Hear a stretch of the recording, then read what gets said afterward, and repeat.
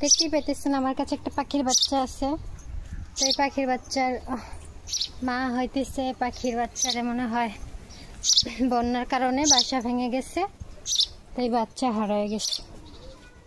দেখছেন অবলা ছোট একটা বাচ্চা, দেখছেন কত সুন্দর। বলেন তো এটা কি পাখির বাচ্চা? তো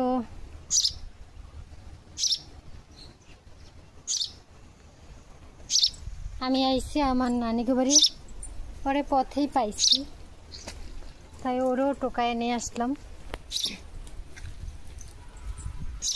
বলেন তো এখন পাখিটারে কি করা উচিত? এই হইতেছে আমার নানির বাড়ি, নির্জন একেবারে। সবচেয়ে ভালো বিষয় হইতেছে আমার নানিকে বাড়ি অনেক বাতাস, আর আমার সাথে আমার ছোট পুচকু ভাই আছে, যারা নিয়ে আমি সবসময় ভিডিও বানাই, আপনারা দেখেন। না ভাইয়া আহো, আমরা দুইজন আগে বাতাস খাইয়া এই খাল পাড়ে যাই। হ্যাঁ কও কও কি কইছো? চলো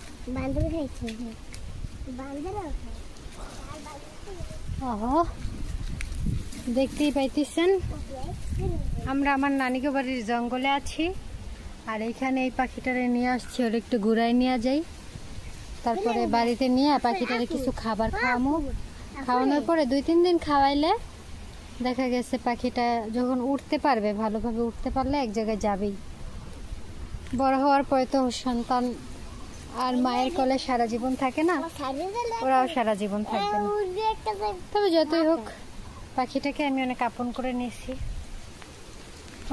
আমার সাথেই থাকে, কোথাও যায় না। দেখেন চলো তোমাকে নিয়ে হাঁটি।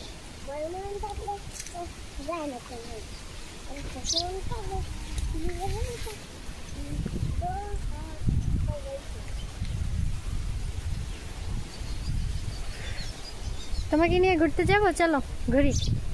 আপনাদের কার কার এই পাখিটার জন্য মায়া হইতেছে? কার কার মন চাইতেছে ওর মার কাছে ওরে ফিরে দিয়ে আসি? কিন্তু ও যে কোথা থেকে আসছে এটা তো আমি জানি না, যে ওর মার কাছে ওরে ফিরে দিয়ে আসবো। কেমনে আসবো বলেন? এই দেখেন আমার নানিগোর নারিকেল গাছে কতগুলা নারিকেল হয়েছে।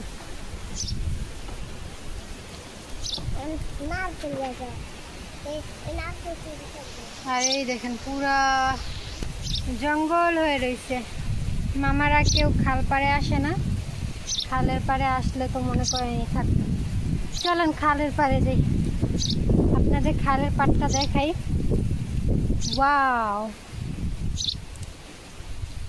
একটা প্রজাপতি ছিল, উড়ে গেছে গা।